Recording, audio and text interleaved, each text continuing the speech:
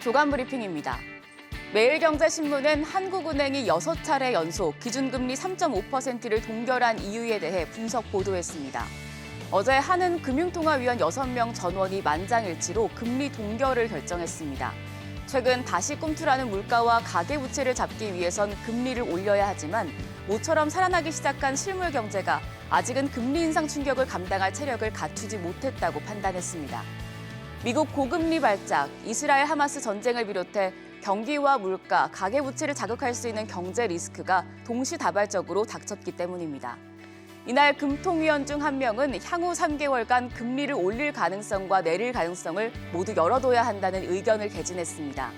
다만 이창용 한은 총재는 주택가격 상승 기대감에 비투가 늘고 있는 상황에 대해 1%대 금리는 기대하지 말라며 직격탄을 날렸습니다.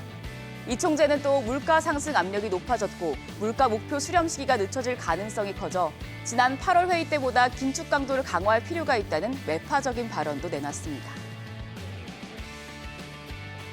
매일경제신문은 미국 상업용 부동산 가운데 부실 자산이 10년 만에 최고 수준으로 늘었다고 보도했습니다. 현지 시간 19일 MSCI 리얼 에셋에서 발표한 보고서에 따르면 화산, 은행 압류, 청산 등 부실화된 미국 상업용 부동산 규모가 올해 3분기 들어 797억 달러를 기록하며 800억 달러에 육박했습니다. 글로벌 금융위기 이후 부동산 시장이 침체됐던 2013년 이래 10년 만에 가장 큰 수치입니다. MSCI에 따르면 팬데믹 기간 원격 근무가 확산되면서 사무실 임대 수요가 급감했고 오피스 자산을 중심으로 부실 규모가 커진 것으로 파악됐습니다. MSCI에 따르면 부실 상업용 부동산 가운데 약 41%가 오피스 자산에 해당하는 것으로 알려졌습니다.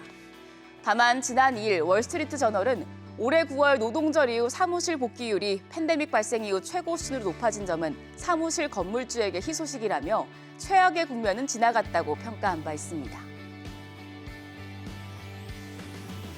중앙일보는 축소 경제, 슈링코노믹스에 대응하기 위해 주요 선진국들이 발빠르게 움직이고 있다고 보도했습니다. 대표적으로 프랑스는 가족의 합산 소득을 가족 수로 나눠 1인당 소득세를 매기는 과세 방식으로 자녀가 많을수록 유리한 세율을 적용받도록 하고 있습니다. 비혼과 동거를 통해 출산한 자녀에 대해서도 육아휴직부터 각종 수당까지 결혼 자녀와 같은 혜택을 줍니다. 스웨덴은 자녀 한 명당 육아휴직을 최대 480일 쓸 수 있고 부모 한쪽이 반드시 90일을 써야 하는 육아휴직 할당제를 1995년부터 운영하고 있습니다. 일찌감치 저출산 고령화를 경험한 일본도 슈링코노믹스 대응에 적극적입니다. 출근하는 부모가 아이를 맡기면 보육원에 내려주고 퇴근 시간에 보육원에서 아이를 다시 데려오는 송영 보육 스테이션을 운영 중입니다. 역대 최저 출산율을 경신하고 있는 한국도 슈링코노믹스 대응에 나섰지만 여전히 저출산 대책에 머물러 있다는 비판이 나옵니다. 한국개발연구원 KDI는 결국 하드웨어, 시설이나 제도를 넉넉히 품을 수 있는 소프트웨어, 즉 환경과 문화를 갖추지 못하면 슈링코노믹스의 가속화를 늦추기 어렵다고 강조했습니다. 한국경제신문은 내년부터 유럽 소재 기업 5만 개 이상을 대상으로 ESG 공시 기준이 강화된다고 보도했습니다. 유럽의회는 현지 시간 18일 내년부터 지속 가능성 보고 지침 CSRD를 도입한다는 결의안을 통과시켰습니다. CSRD가 도입되면 기존 유럽연합의 ESG 공시 기준인 비재무정보 공개 지침보다 적용 대상이 더 늘어납니다.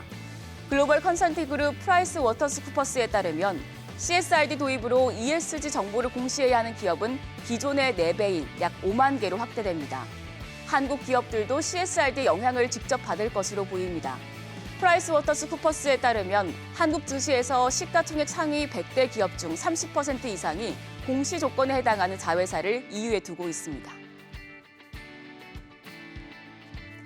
마지막으로 경향신문은 시중은행 예금금리가 저축은행 예금금리 수준까지 상승하면서 저축은행들의 고민이 깊어지고 있다고 보도했습니다.